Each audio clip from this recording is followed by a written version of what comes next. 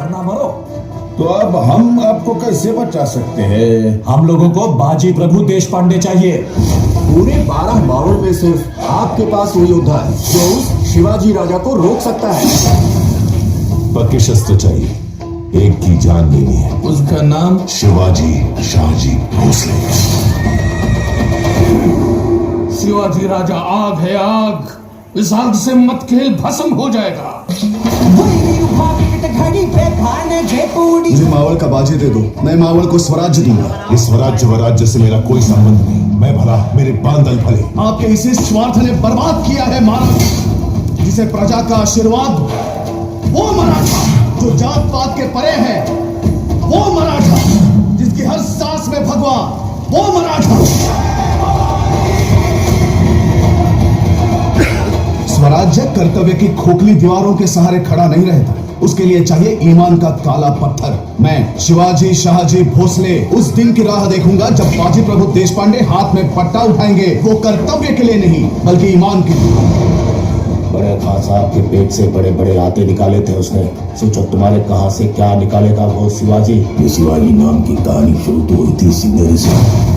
मैं इसे पनाला में खत्म करूंगा। हमें शिवाजी चाहिए ना, तो शिवाजी यही रुकेगा। अब अगर खून बहेगा तो मेरे मावड़ों का नहीं, सिर्फ मेरा होगा, इस शिवाजी का।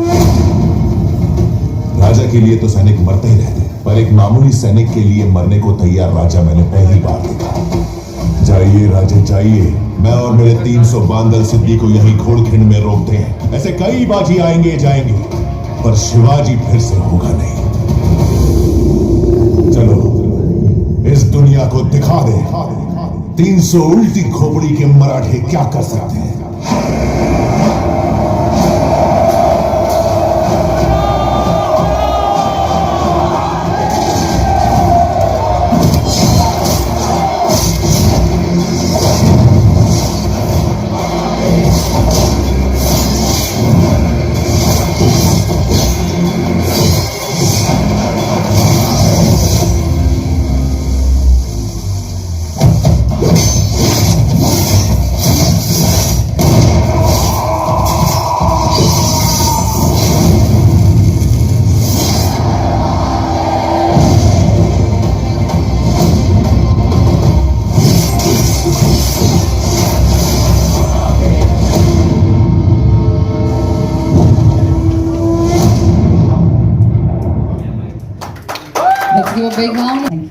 हिंदी में, मराठी में, इंग्लिश में? सबसे पहले आप लोगों को बहुत बहुत थैंक यू और अगेन माफ़ी चाहता हूँ कि मैं थोड़ा सा लेट हो गया, थक गया है आदमी। बट बहुत अजीब सा लग रहा है, पहले तो बताऊँगा मुझे कि मैं कई बार दिल्ली आया हूँ, कई बार ऐसे आप लोगों से मिला हूँ। कोई ना कोई हमेशा बाजू में होता था जो जिसको हम सपोर्ट कर रहे होते थे, और आप लोग हैं सब लोग, तो शायद बयान भी कर सकता हूँ। एक हमारे लिए बहुत ही इंपॉर्टेंट फिल्म है, स्पेशली आज के टाइम पे। हम सब जो नॉर्थ में रहते हैं, मैं भी नॉर्थ में पला बड़ा हूँ, ग्वालियर से हूँ, छत्तीसगढ़ की पैदाइश है मेरी। और कहीं ना कहीं हमारी टेक्स्ट बुक में ना, जब आप हिस्ट्री की बात करते हैं तो एक चैप्टर होता है छत्रपति शिवाजी महाराज के बारे में। बस उतना ही होता है, उसके अलावा ज़्यादा किसी ने पढ़ा नहीं है। जो अध्ययन करता है शायद उसने किया, अदरवाइज नॉर्मल स्टूडेंट्स के लिए तो ज़्यादा होता नहीं है। अलग अलग वीरों की अलग अलग कहानियाँ होती हैं। मैं जब मुंबई पहुंचा 30 साल पहले, फिर समझना शुरू किया यार, यहाँ महाराष्ट्र में सब छत्रपति शिवाजी महाराज को भगवान क्यों मानते हैं, या उनके लिए भगवान जैसे क्यों हैं। उनकी कहानियाँ पढ़ना शुरू की, उनके बारे में जानना शुरू किया। समझना बहुत मुश्किल है उनको, लेकिन इतना कहना चाहूँगा कि एक आदमी का विचार उनके जाने के कई सौ सालों तक भी लोगों को प्रोत्साहित करता रहा स्वराज्य के लिए। सोचिए कितनी बड़ी बात होगी कि एक 50 साल के जीवन काल में उन्होंने वो किया जो आज तक हम सबको इंस्पायर कर रहा है स्वराज्य के लिए। तो बहुत अथाह है वो इतिहास, जिसको ना सिर्फ महाराष्ट्र में बल्कि पूरे देश भर में बताना जताना बहुत जरूरी था। तो एक कोशिश की है हर हर महादेव के माध्यम से, और हर हर महादेव एक ऐसा नारा है, ऐसा स्लोगन है जो शायद पूरे हिंदुस्तान में बड़े जोश के साथ बोला जाता है। सही है ना? ऐसे कोई नहीं हो जिन्हें हर हर महादेव नहीं पता हो या ये क्या है।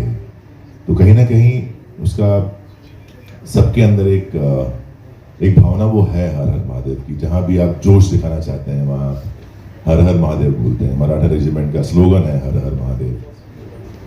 तो कहीं ना कहीं छत्रपति शिवाजी महाराज की एक सोच है जो लोगों के अंदर जोश जगाती है स्वराज्य के लिए, उसकी कहानी है हर हर महादेव। उनके कई सारे सेनापति रहे, कई सारे साथीदार रहे। उनमें से एक थे बाजी प्रभु देशपांडे जी। उनकी हमने कहानी चुनी है क्योंकि उसके अंदर बहुत सारे लेयर्स हैं, बहुत सारी बातें हैं जो लोगों को नहीं पता है, और वो इतिहास है जो लोगों को जानना बहुत जरूरी है। ये उस समय की बात है जब छत्रपति शिवाजी महाराज भी नहीं बने थे और छत्रपति भी नहीं थे। वो शिवाजी शाहजी भोसले थे। एक सोच थे जो 350 सालों से, क्योंकि आप देखिए ना, आप खुद अभी आप अगर 1 घंटा बैठेंगे यहाँ पर, जब उठने की कोशिश करेंगे तो पैर थोड़ा सुन्न हो चुका होगा, शायद उठने के लिए कष्ट करने पड़ेंगे। ऐसे ही वो लोग थे जो 350 सालों से बस जी रहे थे अपने ही गांव में, अपने इलाकों में, कि भाई मेरा परिवार है, मेरा कुनबा है, मेरा एक कुछ गांवों का एरिया है जहां मैं खुश हूं, मुझे कुछ करने की जरूरत नहीं है, मुझे टैक्स देना है, कर देना है, ठीक है, जैसा है वैसा चल रहा है। जो आज हमारी स्थिति भी है, जैसा चल रहा है वैसा चलने दो। किसी को परिवर्तन की ना इच्छा थी, ना कोई इरादा था, ना कोई जोश था। वहां एक ऐसा व्यक्ति आता है जो बोलता है नहीं, हमें स्वराज्य चाहिए। तो सबसे पहले क्या होगा, उसका विरोध किया जाएगा कि भाई क्यों, अच्छे खासे बैठे हैं, जी रहे हैं, क्या जरूरत है लेने, क्यों लेने तुम्हारे लिए यार, हम ठीक है अपने जगह पे यार, परिवार है, बच्चा बीवी सब ठीक है, हमें अपने परिवार देखना है, हमें कुछ और नहीं देखना। तो ऐसी एक किरदार थे बाजी प्रभु देशपांडे। बहुत वीर थे, महायोद्धा थे।